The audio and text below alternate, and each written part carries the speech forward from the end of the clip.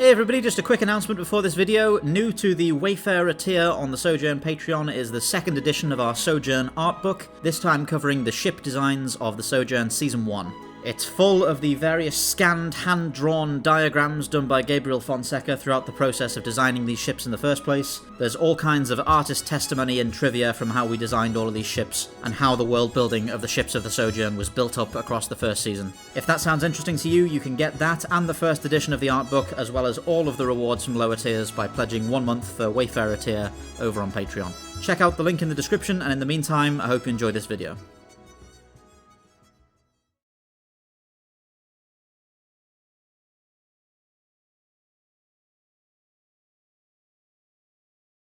Following the Mauritian re-emergence in 210 PCU and the ensuing economic boom, the Centran Assembly launched the Southeastern colonization program, an optimistically named Second Silver Age of Centran exploration. The brainchild of controversial Prime Minister Abington Zander, its intent was to test novel planetary colonization and atmospheric engineering techniques, as well as facilitating Centran-Mauritian market integration by purchasing the required drift for the gates from the vast inventories of the Mauritian freehold. Via the Atamara Crossroads, the Assembly would expand into 3 new solar systems, Dalstaff, Mayala's Rest, and Teldrin. Teldrin was selected for its 3rd planet, a world skirting the outermost edge of its habitable zone, similar to a larger Destrum.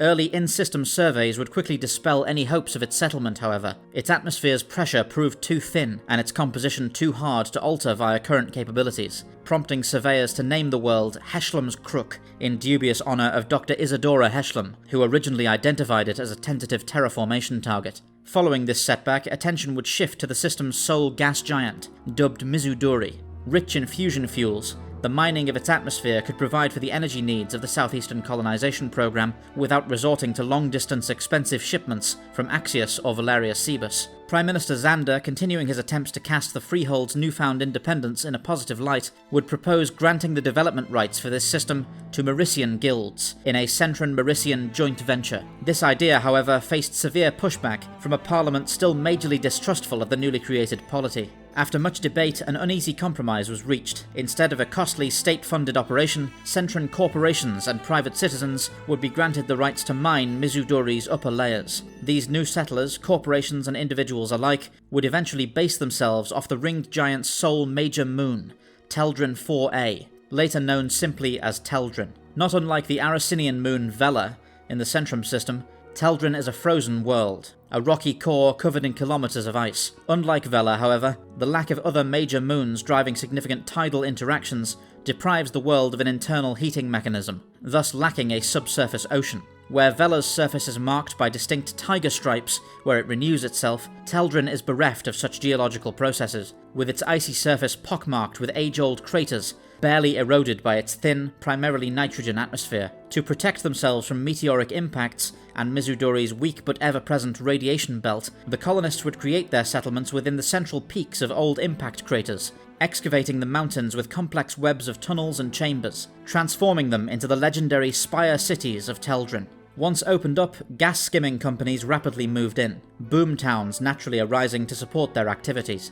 By the turn of the decade, the influx of wealth to these towns would see their growth into large urban centres of their own, their internal economies actually rivaling the companies in size. This affluence would help drive immigration, especially from Mayalan settlers who had grown disillusioned with the colonization program, and who to this day represent a small but expressive fraction of Teldrin's population.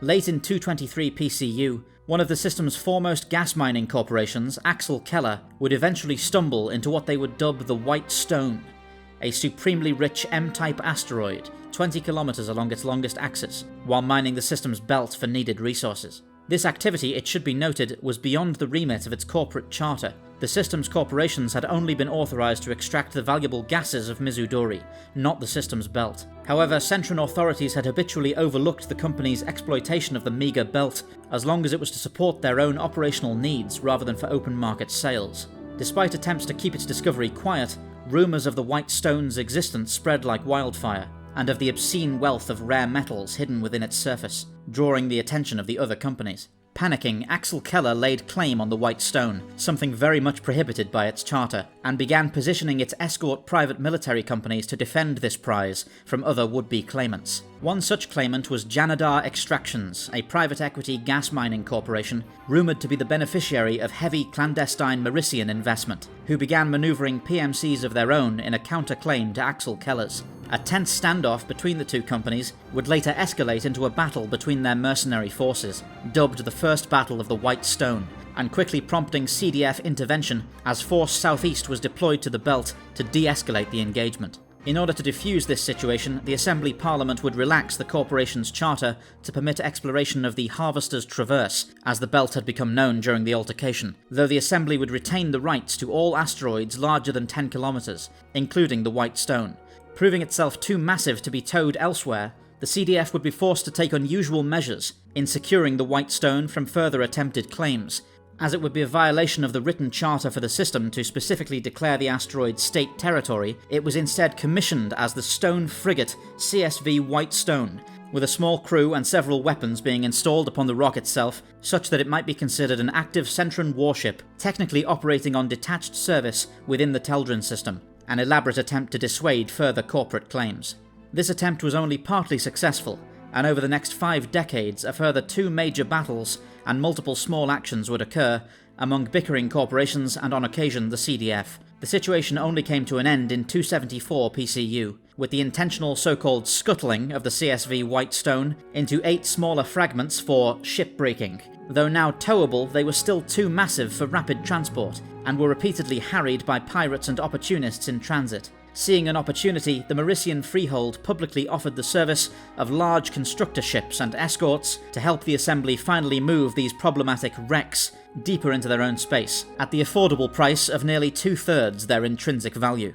The unique conditions of the Teldrin system, with its economic affluence and corporatist nature, has caused no small degree of estrangement between it and its fellow frontier worlds. Despite the fact that the greater natural wealth of the Teldrin system has spared it from much of the strife of the rest of the frontier, the system has earned a certain notoriety within the Southeast for insistently adopting the character of an oppressed and deprived underclass alongside its fellow Union worlds, regardless of the reality of its conditions. Teldrin Unioners are often looked at with distance by the larger populace of Mayala and Dalstaff, who see the people of Teldrin as somewhat performative in their attitudes. This was later exacerbated under the rulership of Henrik de Barn, where Teldrin began its efforts to essentially unify the frontier in its own image, even going so far as to assign the name Teldrani to a standardized version of the Mayalan Creoles spoken across much of the frontier. This distaste for Teldrin by other Unioners was long held in check, first by the political leverage offered by Teldrin's rich resources, and later by the necessity of those resources to effectively trade with the Mauritian Freehold and to prosecute a war against the Centran Assembly.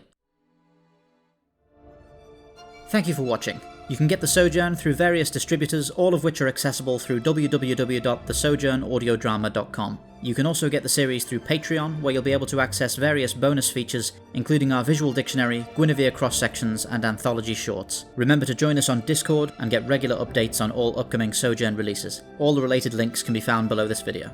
Fair winds.